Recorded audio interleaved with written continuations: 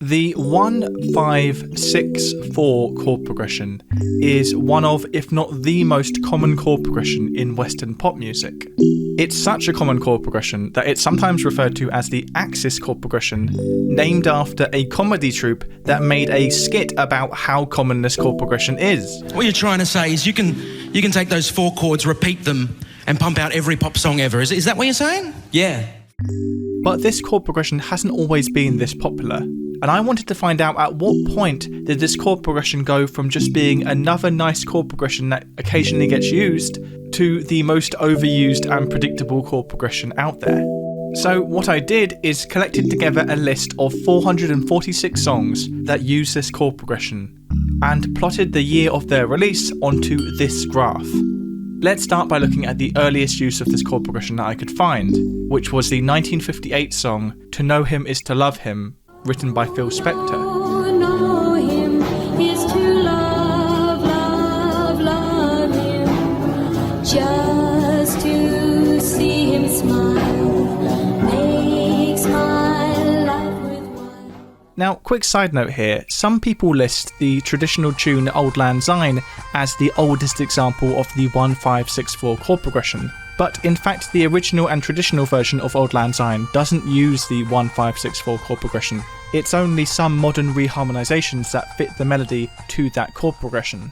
But anyway, returning to the graph, it's not until 5 years later that I could find the second earliest example of the 1-5-6-4 chord progression at work, in Bob Dylan's 1963 song Don't Think Twice It's Alright. This instance of the chord progression is very fleeting and actually also includes a passing note between the 6th and 4th chord. You just kinda wasted my precious time, but don't think twice. Another song released in 1963 that almost uses the 1-5-6-4 chord progression is One Fine Day, written by Carole King and Jerry Goffin.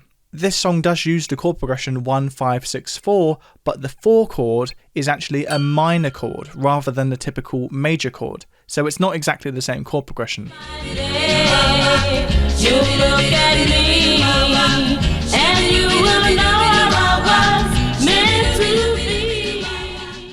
Through the rest of the 60s, we get a handful of other examples, but as I was saying before, at this point in history, this chord progression that's now considered absurdly cliché was just another chord progression that people occasionally used. In the 1970s, we can see the chord progression's popularity start to grow.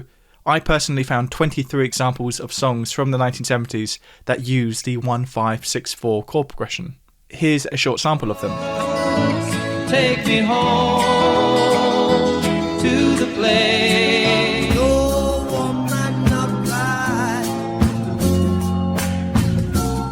I was born in the north of England. I was raised in a working town.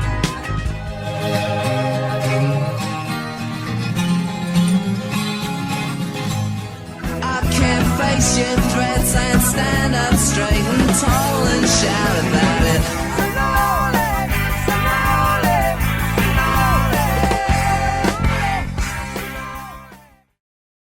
In the 1980s, the popularity continues to grow. I found 30 songs from the 1980s that use this chord progression, and something that becomes more and more common from this point onwards is songs being based entirely on a loop of this chord progression, rather than splicing this chord progression in with other chords. So Lonely by The Police from 1978 is an early example of this, as is U2's With or Without You. With or without you. With or without you. I can't live. With or without.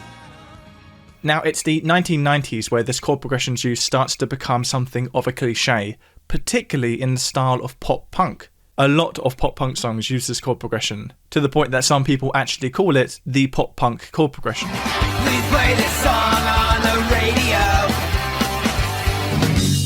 Well, I heard you crying loud.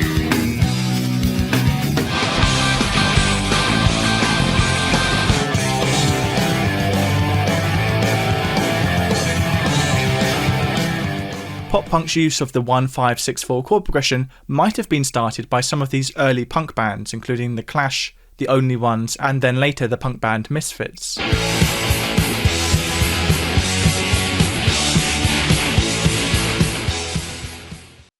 And as we enter the 2000s, as we enter the 21st century, we can see the true boom of this chord progression.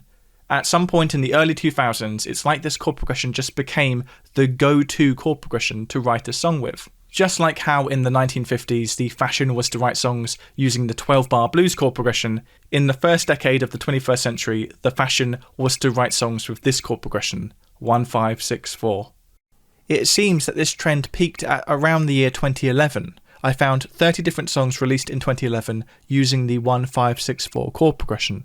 And it makes sense that it was about 2009, just before this peak, that the Actors of Awesome started doing their comedy skit about how cliche and universal this chord progression is.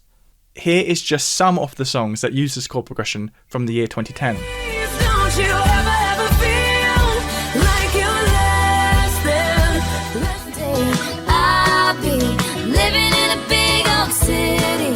And we first met in the lunchroom. My ocular nerve went pocket. Waka waka, samina mina sakalewa. Now, as with any fashion, it seems that around 2010-2011, the utter saturation of this chord progression led to a sudden shift away from it. This chord progression had become so closely associated with the sound of 2000s pop music that it now sounded quite stale and tired, and songwriters seemingly started to move quite quickly away from it, to the point that now in the 2020s, this chord progression is back at the popularity level that it was in the 1990s, and perhaps it will continue to decline. Although I wouldn't be surprised if we see a resurgence of its use at some point in the not too distant future. Much like how in the 1970s there was a resurgence of the 12-bar blues rock and roll sound of the 1950s, I'm sure at some point we'll see a resurgence of this 2000s 1-5-6-4 chord progression. Fashions often tend to go in cycles, particularly because there's a nostalgia value to music sounding like it came out about 25 years ago. Now, something I found quite interesting is that some artists have actually used this chord progression multiple times. In fact, some have used it so much they could probably actually make a whole album of songs just using this chord progression. I found 9 Avril Lavigne songs that use this chord progression. I found 19 Taylor Swift songs that use this chord progression. And Blink-182 have used this chord progression in at least 15 of their songs. I told you it was popular in pop punk.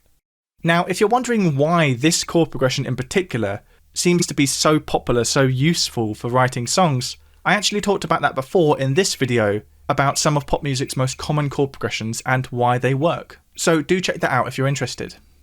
But I'll leave you today with the 8 songs I found from 2022 that use the 1-5-6-4 chord progression. And how can I move on when everyone I see still talks about favorite songs? Need some glass that we ain't fogged up. Died, I'm not gonna see it tonight. photographs are against the good things ain't meant to last. I gave you forever, you gave. I could get up tomorrow, talk to myself real gentle, work in the garden. That you would if we died tonight.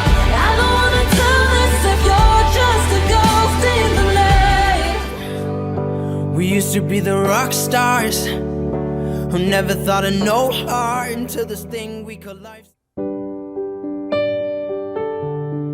Love it or hate it, this chord progression is definitely popular, so if you can think of any other examples of this chord progression, then do leave them down below in the comments.